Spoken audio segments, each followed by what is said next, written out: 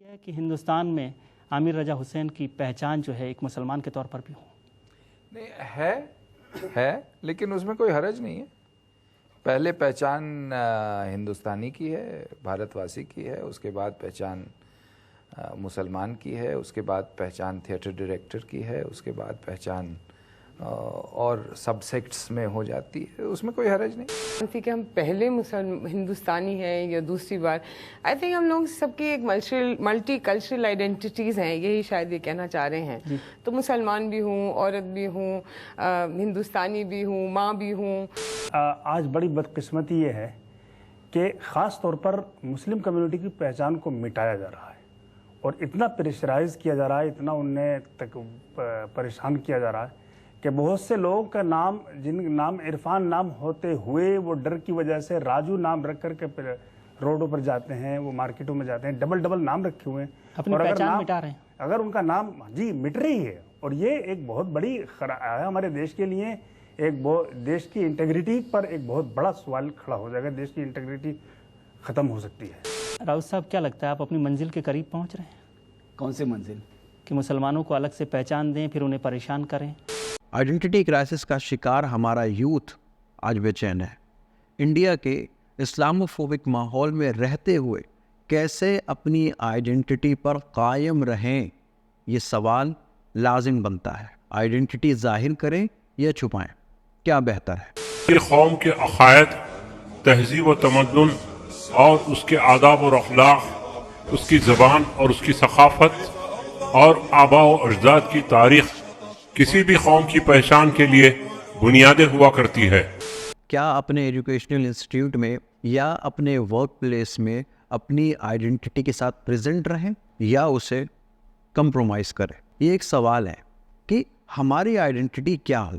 اس کے لیے میں ایک چھوٹی سی مثال آپ کے سامنے رکھنا چاہوں گا. فرض کریں کہ آپ کسی انسٹیٹیوشن کے CEO ہیں. آپ کے انسٹیٹیوشن کو انلیگلی ریڈ کیا جا رہا ہے، تو آپ کیا کریں گے؟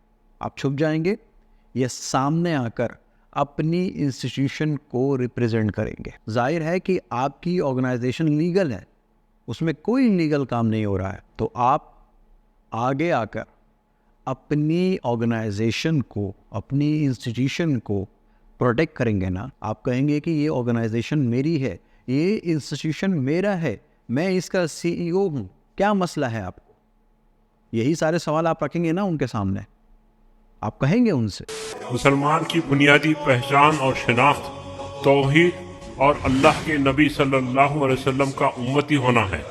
یہ دو باتیں ہماری بنیادی پہچان ہیں. امت و واحدہ ہونا ہماری پہچان کا اہم حصہ ہے.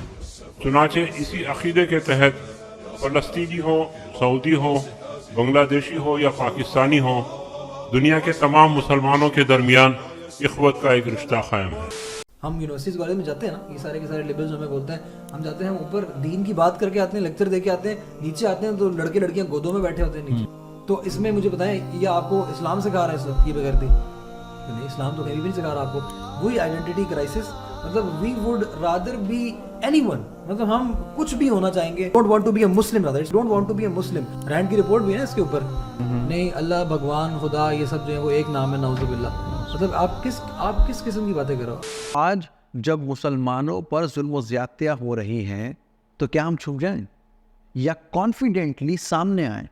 اگر ہم حق پر ہیں تو کیا ہم اسے چھوڑ کر اپنے آپ کو چھپانے میں لگ جائیں؟ کیا ہم اپنے ایجوکیشنل انسٹیٹیوٹ میں داڑھی اور لڑکیاں اپنا حجاب اتار کر جائیں جبکہ اس میں کچھ بھی غلط نہیں ہے؟ عربی زبان سے نسبت ہماری پہچان کا حصہ ہے اور ہماری ماں اور بہنوں کا حجاب بھی ہماری پہچان اور شناخت کا اہم حصہ ہے. کیا تعلیم حاصل کرنے کے لیے یا اپنی جاب بچانے کے لیے اپنی داڑھی اور اپنے حجاب کو کمپرومائز کر دے؟ کیا اپنی آئیڈینٹی کانسیل کرنے سے ہمارا کوئی فائدہ ہوگا؟ مسلمان اپنے دور حکومت میں ہندوؤں کی تہذیب اور تمدن اور ان کی شناخت کے خلاف کبھی حملے نہیں کیے، لیکن موجودہ دور میں یہ بات بالکل واضح ہے کہ ہندوتوا کے دو رخی حملے مسلمانوں کی شناخت، تہذیب اور تمدن کے خلاف جاری ہے. یقین جانیں، اگر آپ اپنی آئیڈینٹی پر مضبوطی سے قائم رہیں گے تو آپ کو آپ کی آئیڈینٹی سے کمپرومائز کرنے کے لیے فورس بھی نہیں کیا جائے گا. کسی قوم کی شناخت تہذیب اور تمدن کو اگر ختم کر دیا جائے تو بنا کسی قتل عام کے اس قوم کا وجود ختم ہو جاتا ہے۔ افسوس کی بات تو یہ ہے کہ ہم نے اپنے دین کو صحیح طرح سے ریپریزنٹ نہیں کیا۔ ان دنوں ہندوتوا مسلمانوں کی شناخت اور تہذیب کو ختم کرنے کے لیے ہر سطح پر سرگرم ہے، یعنی سرکاری سطح پر اور غیر سرکاری سطح پر۔ اگر تمام مسلمان اپنے ورک پلیس میں نماز پڑھنے کی پابندی کرتے تو ان گنے چنے نمازیوں کو نماز پڑھنے سے نہیں روکا جا رہا ہوتا۔ ان کے حالیہ اقدامات پر غور کریں، حجاب پر پابندی کا مسئلہ ہو یا تاریخی مساجد کو مسمار کرنا اور مساجد سے اذانوں کو بند کیا جانا اور مسلمانوں کے شرعی معاملات میں مداخلت کرتے ہوئے مسلم پرسنل لا کے خلاف اقدامات کرنا، یہ تمام چیزیں اسی بات کی کڑی ہے کہ وہ مسلمانوں کی تہذیب اور تمدن کو ختم کرنا چاہتے ہیں۔ اگر ساری مسلم اسٹوڈنٹس حجاب پہن رہی ہوتی تو آج حجاب کے اوپر انگلی اٹھانا اتنا آسان نہیں تھا۔ ایسے بہت سارے اگزامپلس آپ لے سکتے ہیں۔ ہندوؤں کا مسلمانوں سے مطالبہ یہ ہے کہ اگر ہندوستان میں مسلمان رہنا چاہتے ہیں تو اپنی تہذیب و تمدن اور اپنی شناخت سے دستبردار ہونا ہوگا۔ اس ویڈیو میں اتنا ہی، لیکن جانے سے پہلے میں آپ لوگوں سے ایک بات کہنا چاہوں گا کہ اس ویڈیو کے اندر سوال بہت سارے ہیں اور ان کے جواب تلاش کرنا آپ کی ذمہ داری ہے۔ فیصلہ آپ کیجئے کہ ہمیں کیا کرنا چاہیے۔ جلدی ملیں گے اگلی ویڈیو میں، تب تک کے لیے السلام علیکم۔ if pluralism is true, اگر ہر سچائی کا کچھ حصہ ہر کسی کے پاس ہے اینڈ وی کانٹ جج پیپل، تو مجھے پھر بتائیں کہ آئیڈیالوجیکل بیسس کے اوپر علیحدہ کیوں کیا؟ آپ لوگوں کو دعوت کس بات کی دیتے ہو؟ آپ حق کی طرف کیوں بلاتے ہو؟ اگر ان کے پاس بھی کچھ حق ہے تو why do you say کہ this is the truth؟